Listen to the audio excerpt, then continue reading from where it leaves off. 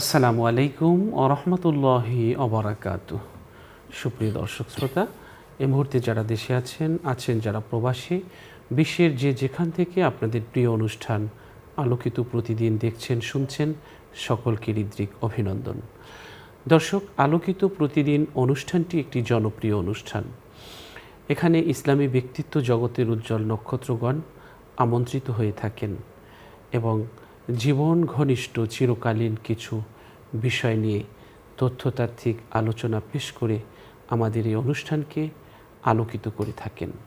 সেই ধারাবাহিকতায় আজও আমরা একজন তরুণ আলেমকে আমন্ত্রণ জানিয়েছি। আজ আমাদের সাথে আছেন মিরপুর লালকুটি বড় জামে মসজিদের সম্মানিত খতিব, বিশিষ্ট ইসলামী চিন্তাবিদ মুফতি আল আমিন খান।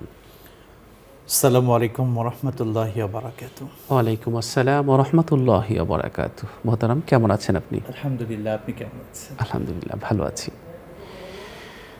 দর্শক, আজ আমরা যে বিষয়টি নিয়ে কথা বলবো সেটি হচ্ছে নবীজির শৈশব যেভাবে কেটেছে। চমৎকার একটি বিষয়। আসলে আকাশের নিচে, জমিনের উপরে পৃথিবীর সবচেয়ে দামি মানুষ হলো রাসূল সাল্লাল্লাহু আলাইহি ওয়াসাল্লাম। এই পৃথিবীতে আল্লাহর নামের পর সবচেয়ে জনপ্রিয় এবং সবচেয়ে বেশি প্রচারিত নাম হচ্ছে মুহাম্মদ সাল্লাল্লাহু আলাইহি ওয়াসাল্লামের নাম। রাসূল সাল্লাল্লাহু আলাইহি ওয়াসাল্লামের শৈশব থেকে আমাদের অনেক কিছু শেখার আছে। এখন যাদের কাটছে শৈশব, তাদের শৈশবটা কেমনভাবে কাটানো হচ্ছে, আর রাসূল সাল্লাল্লাহু আলাইহি ওয়াসাল্লামের শৈশব কেমন কেটেছে, আমরা যদি দুইটি শৈশবের সময়কে একটু বিশ্লেষণ করি তাহলে দেখতে পাবো যে আমরা আসলে বিজ্ঞান প্রযুক্তির আবিষ্কারে অসাধারণ এক কৃতিত্ব লাভ করেছি, কিন্তু আমাদের নীতি নৈতিকতায় যখন আমাদের আরও বেশি উন্নত হওয়া দরকার, তখন আমরা আরও বেশি অধপতনের দিকে যাচ্ছি।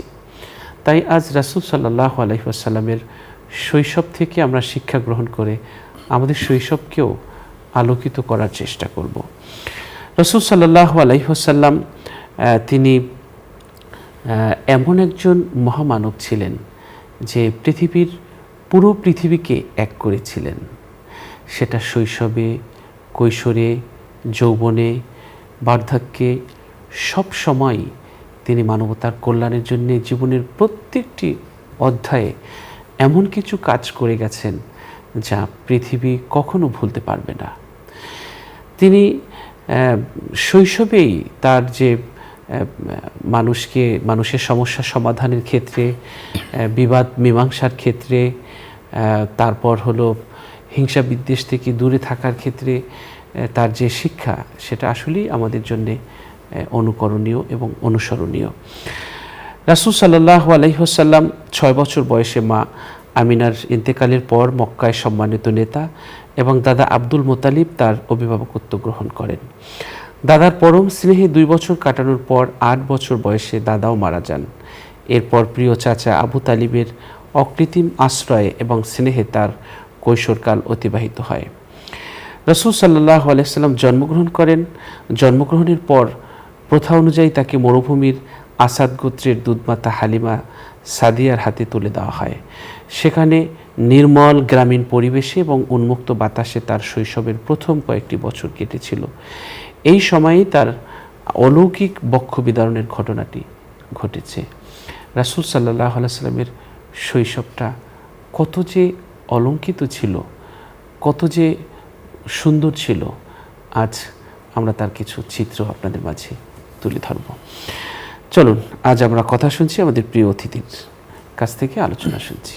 জি মোহতারাম। আলহামদুলিল্লাহি রাব্বিল আলামিন, ওয়াসসালাতু ওয়াসসালামু আলা সাইয়্যিদিল মুরসালিন ওয়া আলা আলিহি ওয়া সাহবিহিল মায়ামিন ওয়া বাদ। রব্বি কারীম আল্লাহ সুবহানাহু ওয়া তাআলার দরবারে শুকরিয়া আদায় করছি, যিনি আমাদের মতো মানুষদেরকে আমাদের প্রাণের প্রিয় নবী জনাবে মুহাম্মদ রাসূলুল্লাহ সাল্লাল্লাহু আলাইহি ওয়াসাল্লামের শৈশব নিয়ে কথা বলার মতো সেই সৌভাগ্য আমাদেরকে দান করেছেন, আলহামদুলিল্লাহ। প্রিয় নবীর শানে প্রথমে দরুদ পড়ছি, সাল্লাল্লাহু আলাইহি ওয়াসাল্লাম। প্রিয় দর্শক শ্রোতা, এমন মহামানবকে নিয়ে কথা বলছি যে মহামানব এই পৃথিবীর জন্য রহমত। ওমা আরসালনাকা ইল্লা রাহমাতাল লিল আলামিন, তামাম বিশ্ব জগতের জন্য যিনি রহমত। যে মহামানব যখন পৃথিবীতে এসেছিলেন, কিসরার প্রাসাদগুলো ভেঙে চুরমার হয়েছিল। যে মহামানব এই পৃথিবীতে আগমনের কারণে এই পৃথিবী ধন্য হয়েছিল। যে মহামানব এমন একজন ব্যক্তি ছিলেন যার হাতের ইশারায় চাঁদ দ্বিখণ্ডিত হয়েছিল। এমন মহামানব ছিলেন আমাদের প্রাণের প্রিয় নবী জনাবে মুহাম্মদ মুস্তাফা সাল্লাল্লাহু আলাইহি ওয়াসাল্লাম, যিনি স্বাভাবিক কোনো মানুষ ছিলেন না।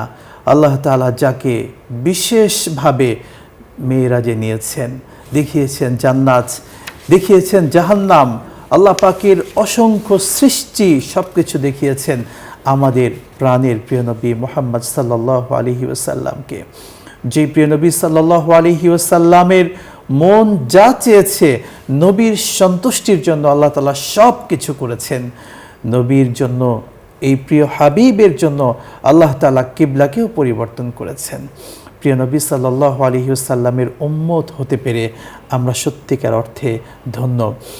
এমন একজন মহামানবকে নিয়ে আমরা কথা বলছি, যার আমরা গুণগান করে, যার সারা জীবনের ভালো দিক বর্ণনা করে আমরা শেষ করতে পারবো না, যার পুরো জীবনটা অনুসরণীয়, অনুকরণীয়, অনুবরণীয়।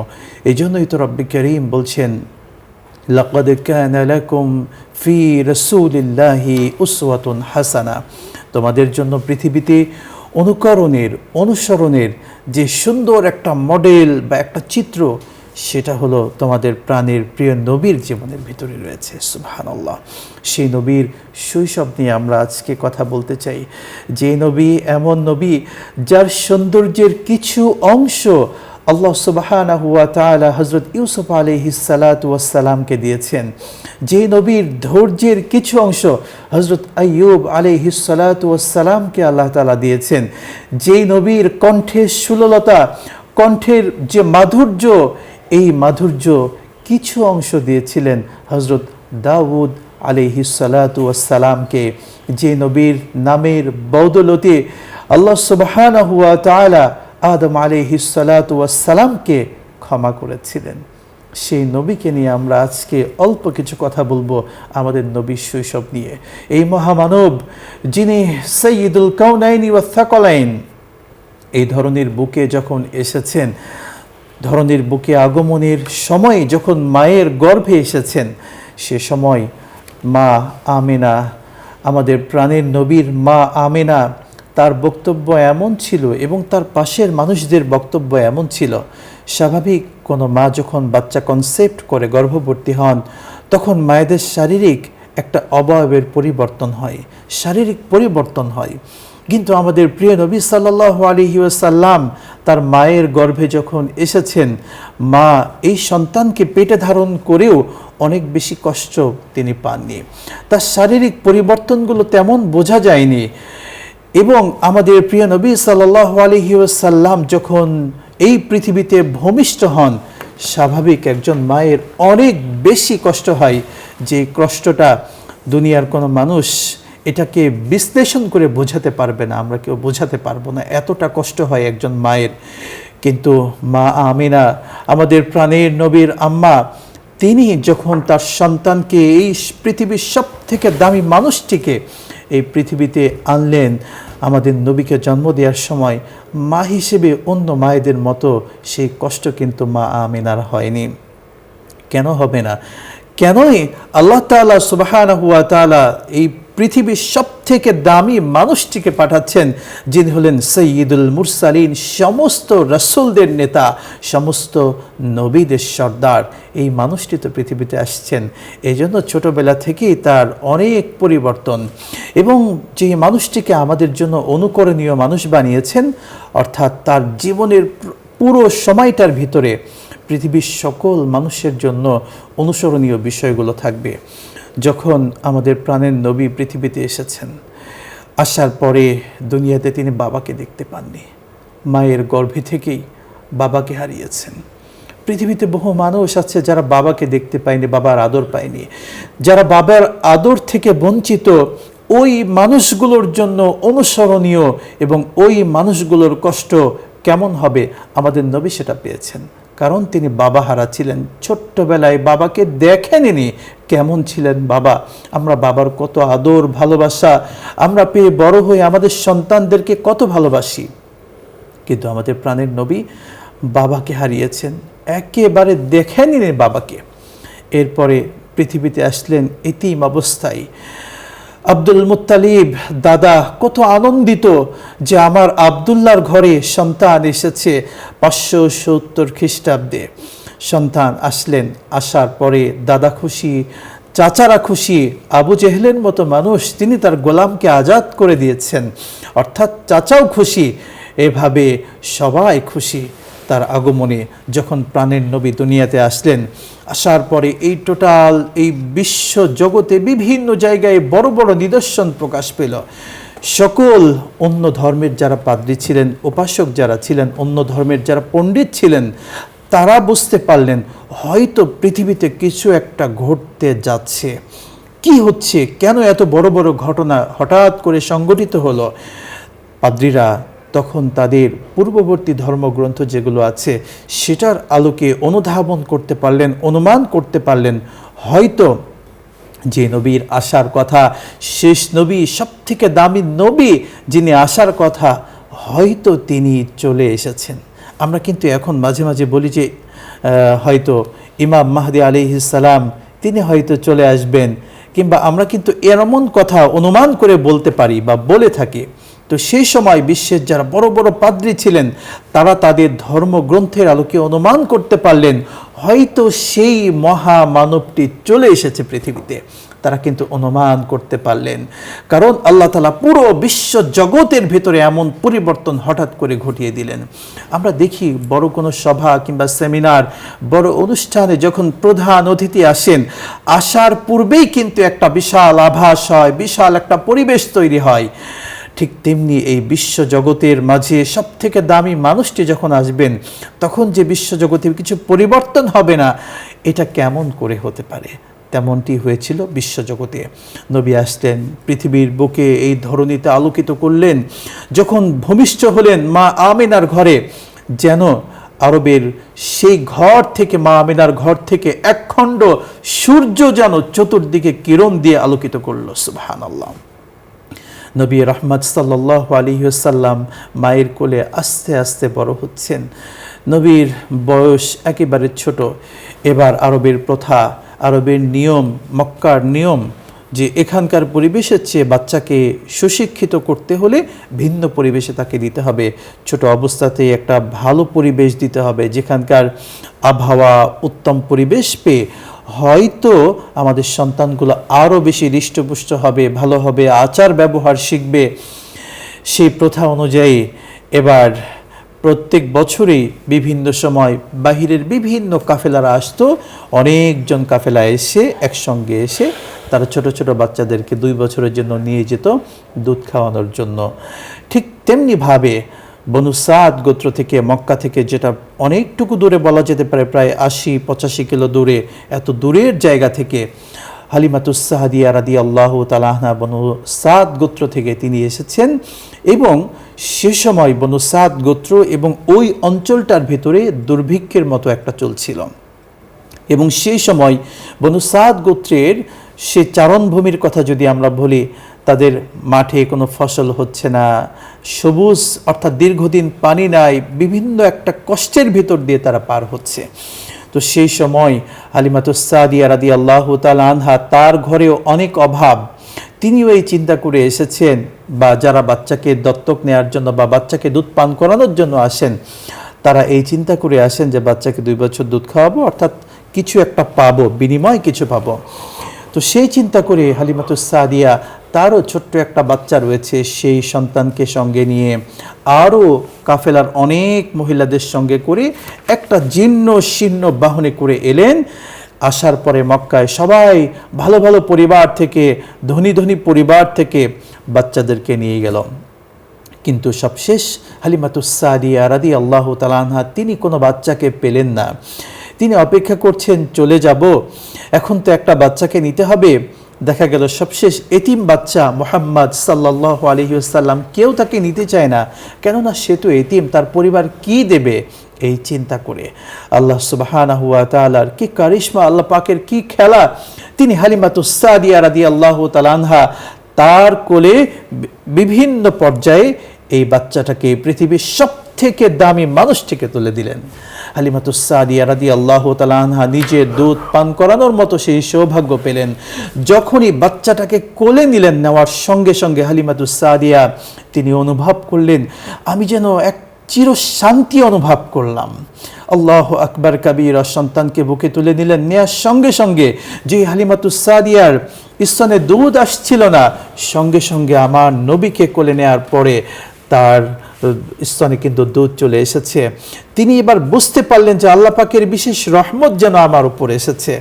এবার সকলে মিলে বাহনে করে সেই ফেরা শুরু করলেন আমাদের নবীকে নিয়ে। হালিমাতুস সাদিয়া রাদিয়াল্লাহু তাআলা আনহা যেই জীর্ণ শীর্ণ বাহনে করে এসেছিলেন পশুটিকে নিয়ে, সেই পশুটির উপর বসা মাত্র সেই পশুটি যেন হৃষ্টপুষ্ট হয়ে গেল এবং সেই কাফেলার অন্যান্য বাহনদের সকলের আগে চলে যেতে লাগলো। সুবহানাল্লাহ। অন্যান্য মহিলারা বলতে থাকলেন যে তোমার পশু তো জীর্ণ শীর্ণ ছিল, আসার সময় যখন এসেছি তখন তো সবার পেছনে তুমি ছিলে, তুমি এখন সবার আগে তোমার বাহন চলে যাচ্ছে, নিঃসন্দেহে তুমি কোনো বারাকা পেয়েছো, নিঃসন্দেহে তুমি বিশাল কিছু পেয়েছো।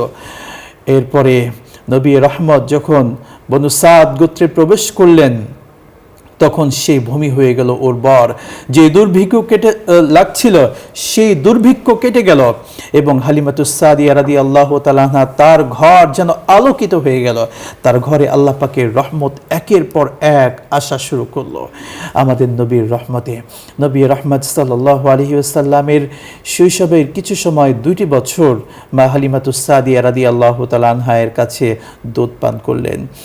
এরপরে আবার নিয়ম অনুযায়ী মায়ের কাছে ফিরিয়ে দিলেন। মায়ের কাছে, মা আমিনার কাছে আবার আসলেন আমাদের প্রিয় নবী 2 বছর দুধ পান করার পরে। আসার পরে মক্কার ভিতরে আবার দেখা দিলে হঠাৎ করে একটা দুর্ভিক্ষ। এই দুর্ভিক্ষ দেখা দেওয়ার পরে আবারও হালিমাতুস সাদিয়া রাদিয়াল্লাহু তাআলা আনহা তিনি মনে মনে খুব আফসোস করছিলেন, নবীকে ফেরত দিতে চাচ্ছিলেন না, কিন্তু নিয়ম দিতে হবে। কিন্তু যখন মক্কার ভিতরে আবার দুর্ভিক্ষ দেখা দিল, তখন আবার আমার নবীকে হালিমাতুস সাদিয়া রাদিয়াল্লাহু তাআলা আনহার কাছে পাঠানো হলো অল্প সময়ের জন্য। দুর্ভিক্ষ শেষ হলো, নবী আবার আসলেন, আস্তে আস্তে বড় হচ্ছেন। এবার মায়ের হাত ধরে, মায়ের আদরে, বাবার আদরবিহীন মায়ের আদরে বড় হচ্ছেন। নানার বাড়িতে বেড়াতে গেলেন আমাদের প্রাণের নবী মাকে সঙ্গে নিয়ে। মদিনায় আসলেন, আসার পরে বেড়ানোর পরে 1 মাস থাকলেন। থাকার পরে যখন তিনি ফিরে যাচ্ছেন মায়ের হাত ধরে, রাস্তায় আরওয়া নামক জায়গা, মক্কা, মদিনা থেকে মক্কায় ফিরছেন, আরওয়া নামক সেই জায়গায় প্রিয় নবীর কলিজার টুকরা মা তিনি ইন্তেকাল করলেন। রাস্তার ভিতরে যখন মা ইতিম করে সন্তানকে চলে গেলেন, সন্তানের নিঃসন্দেহে আমাদের নবীর জন্য অনেক বড় একটা পরীক্ষা ছিল সেটি। তিনি ছোট্টবেলাতে বাবাকে দেখলেন না, বাবার আদর পাননি, মা আদর ভালোবাসা দিয়ে বড় করেছেন। সেই মা, আদরের মা, তিনিও মাত্র 6 বছর বয়সে সন্তানকে ইতিম করে দিলেন। নবীর জন্য ছিল বড় কষ্ট। মাহারা আমাদের প্রিয় নবী। এরপরে দাদা অত্যন্ত কষ্ট পেলেন যে আমার এই নাতিটা বাবাকে হারিয়েছে, মাকেও হারালো। দাদা এবার আদর যত্ন পরম মমতা দিয়ে বড় করছেন। নবী রহমত সাল্লাল্লাহু আলাইহি ওয়াসাল্লাম যখন দাদার কোলে আসলেন মা মারা যাওয়ার পরে, দাদা ওইভাবে অল্প কিছু সময়ে মাত্র 2টি বছর নাতিকে আদর যত্ন ভালোবাসা দিয়ে বড় করতে পারলেন। যখন নবীর বয়স 8 বছর, দাদা তিনিও মারা গেলেন, ইন্তেকাল করলেন। নবী সব দিক থেকে কঠিন পরিস্থিতির ভিতরে পড়ে গেলেন। এই ছোট্ট মানুষটি বাবাকে হারিয়েছেন, মাকে হারালেন তার দাদাকে। এরপরে আস্তে আস্তে দাদা মারা যাওয়ার ঠিক পূর্বে তার ছেলে আবু তালেব, আমাদের নবীর চাচা, তাকে খুব সুন্দর করে বুঝিয়ে নবীর দায়িত্বটা চাচার হাতে তুলে দিলেন যে আমার এই সন্তান আব্দুল্লাহর পুত্র, সে তো বাবা হারিয়েছে, মা হারিয়েছে, তুমি এই সন্তানের প্রতি খেয়াল রাখবে। আবু তালেব, আব্দুল মুত্তালিব ইন্তেকালের পরে আবু তালেব তার ভাতিজাকে নিজের সন্তানের মতো আদর, মমতা, স্নেহ, ভালোবাসা দিয়ে বড় করতে লাগলেন। নবী রহমত সাল্লাল্লাহু আলাইহি ওয়াসাল্লাম সে সময় মক্কার ভেতরে আবার দুর্ভিক্ষ দেখা দিল। তখন সকলে মক্কার মানুষেরা আবু তালেবের কাছে আসলেন যে আপনি একটু আল্লাহর কাছে দোয়া করুন, আল্লাহ তাআলা যেন দুর্ভিক্ষ কাটিয়ে দেন। তখন আবু তালেব তার এই ভাতিজাকে নিয়ে, আমাদের প্রাণের প্রিয় নবী সাল্লাল্লাহু আলাইহি ওয়াসাল্লামকে সঙ্গে নিয়ে, আরও অনেক বাচ্চাদেরকে সঙ্গে নিয়ে তিনি চলে গেলেন বাইতুল্লাহর কাছে। আবু তালেব এই চিন্তা করে গেলেন যে ছোট ছোট বাচ্চারা যদি আমাদের সঙ্গে থাকে, তাদেরকে নিয়ে যদি আল্লাহর কাছে দোয়া করি, আল্লাহ এই বাচ্চাগুলোর মুখের দিকে তাকিয়ে হয়তো আমাদেরকে মাফ করে আমাদের উপর বৃষ্টি দেবেন। তখন দীর্ঘদিন যে আকাশে বৃষ্টি নাই, আমাদের নবী সাল্লাল্লাহু আলাইহি ওয়াসাল্লাম তাকে যখন কাবার চত্বরে নিয়ে যাওয়া হলো, আমার নবীর সম্মানে আল্লাহ সুবহানাহু ওয়া তাআলা মুহূর্তের ভেতরে সেই মক্কায় যে দুর্ভিক্ষ ছিল, বৃষ্টি ছিল না, অনাবৃষ্টি ছিল, আল্লাহ তাআলা বৃষ্টি দিয়ে দিলেন। সুবহানাল্লাহ।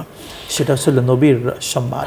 আসলে রাসূল সাল্লাল্লাহু আলাইহি সাল্লামের যে মর্যাদা, সেটা সবাই রক্ষা করেছেন। বিশেষ করে দাদা যখন শেষ প্রান্তে চাচার হাতে তুলে দিয়ে গিয়েছিলেন এবং বলেছিলেন যে আমার এই কথা দিতে হবে আমার সাথে, যে যতদিন আমার নাতি তোমার কাছে থাকবে কখনো কষ্ট দিতে পারবা না। এজন্যে রাসূল সাল্লাল্লাহু আলাইহি সাল্লামকে ঈমান আনে নাই তার প্রতি, কিন্তু নবীজিকে কেউ কষ্ট দেবে সেটা কিন্তু আবু লাহাব সেটা চায় নাই এবং কখনো করেনি। রাসূল সাল্লাল্লাহু আলাইহি সাল্লামের শৈশব এবং কৈশোরের যে মক্কার পাহাড়ি উপত্যকার যে স্মৃতি, সেগুলো আসলে মেষ ছাগল চড়ানোর যে স্মৃতি, সেগুলো এখনও মানুষ দেখতে চায়, এখনও সেখানে মানুষ যায়। এই পেশা তার মধ্যে ধৈর্য, দায়িত্ববোধ এবং সুশৃঙ্খল মানসিকতা তৈরি করতে সাহায্য করেছিল। যে মানুষকে আগে ছাগল চড়িয়ে ধৈর্যের পরীক্ষা নিয়ে তারপরে মানবতাকে সঠিক পথে আনার দায়িত্ব আল্লাহ তাআলা তার কাঁধে দিয়েছেন। অল্প বয়স থেকেই মক্কায় তার সততা, বিশ্বস্ততার কারণে তিনি আল-আমিন উপাধি লাভ করেছিল। সবচেয়ে মজার ব্যাপার হলো যে তিনি শিশু বয়সেও, শৈশব কৈশোরেও সুবিচার করেছেন।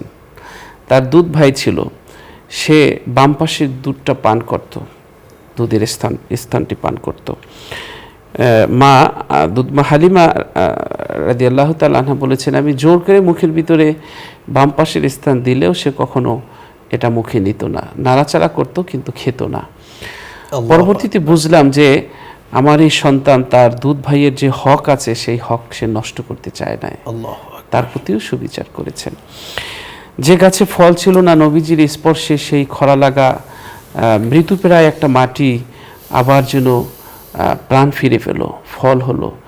যে বকরির স্থানে দুধ ছিল না, নবীর স্পর্শে মা হালিমা বলছে আমি বকরির স্থানে হাত দিলে দুধে আমার পাত্র ভরে যেত। আমার চতুর্দিক থেকে যেন জোয়ার আসা শুরু করলো। এবং তিনি দুঃখ, কষ্ট, যন্ত্রণা, বেদনার সহিত মানুষ হয়েছে, যেন কষ্ট বেদনার মর্ম তিনি উপলব্ধি করতে পারেন। সেভাবে করেই তিনি গড়ে উঠেছেন। এবং আল্লাহ তাআলা বলেছেন আপনি গরিবকে ধাক্কা দিবেন না, কারণ আপনি এক সময় গরিব ছিলেন, সেখান থেকে আমি আপনাকে সচ্ছলতা দান করেছি। রাসূল সাল্লাল্লাহু আলাইহি ওয়াসাল্লাম যখন যেই উটটিতে চড়ে আসছিলেন, সেই উটটি একেবারে দুর্বল ছিল, কিন্তু নবীজি ওঠার পরে সেই উটটি আরও সচল হয়ে গেল এবং শক্তি ফিরে পেল তার বারাকায়। আল্লাহ তাআলা বলেছেন ফালাআল্লাকা বাখিউন নাফসাকা আলা আসারিহিম ইল্লাম ইউমিনু বিহাযাল হাদিসি আসাফা। মনে হয় তাদের জন্য দুঃখ চিন্তায় নিজের জীবনকেই শেষ করে ফেলবেন যদি তারা এই কথার উপর ঈমান না আনে। সত্যের উপরে মানুষকে উঠিয়ে দেওয়ার জন্য জীবনের শেষ দিন পর্যন্ত তিনি চেষ্টা করেছেন। ফাবিমা রহমাতিম মিন আল্লাহি লিনতা লাহুম ওয়ালাউ কুনতা ফাজ্জান গলিজাল কলবি লানফাদ্দু মিন হাওলিক। এটা আমার অনুগ্রহ আপনার প্রতি যে আমি আপনার অন্তরটাকে নরম করেছি, সফট করেছি। আপনি যদি কর্কশভাষী হতেন, কঠিন হৃদয়ের মানুষ হতেন, তাহলে কেউ আপনার চারিপাশে আসতো না। এই যে রাসূল সাল্লাল্লাহু আলাইহি সাল্লামকে তৈরি করেছেন আল্লাহ তাআলা, বিশ্ব মানবতাকে তিনি পথ দেখাবেন, তাকে সেভাবে করেই আল্লাহ তাআলা তৈরি করেছেন। তার শৈশব থেকে আমাদের অনেক শেখার আছে। আমাদের শৈশবটাও যেন তার শৈশবের মতো আমরা গড়ে তুলতে পারি, সেটা আমাদের হোক প্রত্যাশা।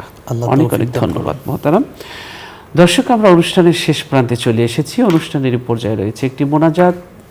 আমাদের সাথে আপনারাও মোনাজাতে শরীক হতে পারবেন। اللهم صل على سيدنا ونبينا وشفينا وحبيبنا ومولانا محمد صلى الله عليه وعلى آله وصحبه وبارك وسلم. اللهم آمين.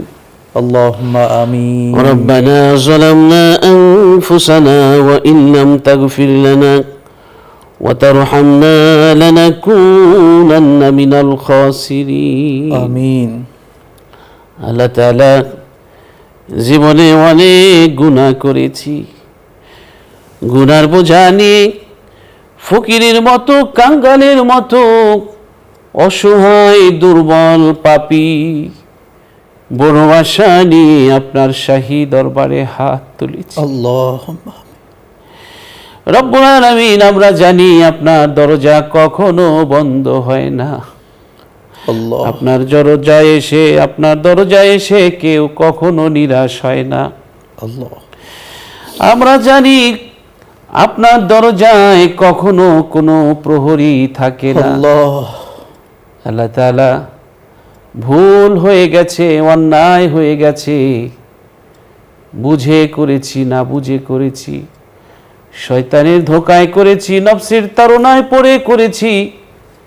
এখন সারা জীবনের গুনার দিকে যদি একটু তাকাই, তাওবার আয়নার সামনে যদি নিজেকে দাঁড় করিয়ে গুনার সেই কুৎসিত চেহারাগুলো দেখার চেষ্টা করি, দেখি বারবার আটকে উঠবো, আহারে এই গুনাহ আমার দ্বারা কিভাবে সম্ভব হলো। আল্লাহ, পৃথিবীর কেউ জানা জানে, তুমি সেই গুনার খবরও জানো। পৃথিবীর কেউ জানা বোঝে, তুমি তা বোঝো। সব আপন সহনশীলতার মহিমা দিয়ে যেভাবে ঢেকে রাখলে, কিয়ামতের দিনও গুনাহগুলো ঢেকে রেখে দিও আল্লাহ। তোমার রহমতের পানি দিয়ে, করুণার শিশির দিয়ে জিন্দেগীর সমস্ত গুনাহগুলো তুমি আল্লাহ মাফ করে দাও। আমিন। আল্লাহ তাআলা, একদিন তোমার এই সাজানো বাগান ছেড়ে চলে যেতে হবে। যখন ডাক আসবে, স্বেচ্ছায় হোক অনিচ্ছায় হোক, নিঃশ্বাস যখন বন্ধ হয়ে যাবে, শেষ নিঃশ্বাসের ঢেউ যখন আছড়ে পড়বে, মাথার নিচ দিয়ে ঘরের প্রিয় মানুষগুলো বালিশটা সরিয়ে দিবে, ঘরের প্রিয় মানুষগুলো সাদা কাপড় দিয়ে ঢেকে দিবে, চোখ দুটো বন্ধ করে দিবে, মুখ চেপে বন্ধ করে দিবে, আর বলবে, হে ঘরের মালিক, এই মানুষগুলোকে দেখার জন্যে আর সুযোগ পাবে না, চিরদিনের জন্যে তোমার চোখ বন্ধ হয়ে গেল। আল্লাহ, যেই মুখ দিয়ে এই মানুষগুলোকে তুমি শান্তির জন্যে ঝগড়া বিবাদ, বাক বিতণ্ড করেছ, এই মানুষগুলোর সাথে আজ থেকে কথা বলা বন্ধ হয়ে গেল, আর কখনো বুলবুলির এই মুখে কোনো শব্দ ফুটবে না। আল্লাহুম্মা আমিন। রব্বুল আলামিন সবাই সাদা কাপড় দিয়ে মুড়িয়ে জড়িয়ে অচেনা এক জায়গায় রেখে আসবে, যেখানে একবার মানুষ চলে গেলে আর কখনো ফিরে আসে না। দুনিয়ার সব মানুষের সাথে সঙ্গে সম্পর্ক ছিন্ন হয়ে যাবে। বছরের পর বছর অমাবস্যার রাতে, ঝড় বর্ষার রাতে কেমন করে থাকবো কবরে জানি না। ওই কবরটা আমাদের জন্য জান্নাতের বাগান বানিয়ে দিও গো। আমিন। রব্বিরহামহুমা কামা রব্বায়ানি সগীরা। সুবহানা রাব্বিকা রাব্বিল ইজ্জাতি আম্মা ইয়াসিফুন আল্লাহুম্মা ওয়া সালামুন আলাল মুরসালিন ওয়ালহামদুলিল্লাহি রাব্বিল আলামিন। আমিন। আমিন আমিন। দর্শক, আমরা আজ এখানেই শেষ করছি। দেখা হবে আগামীকাল ঠিক এই সময়। আল্লাহ হাফেজ। আসসালামু আলাইকুম ওয়া রাহমাতুল্লাহি ওয়া বারাকাতুহু।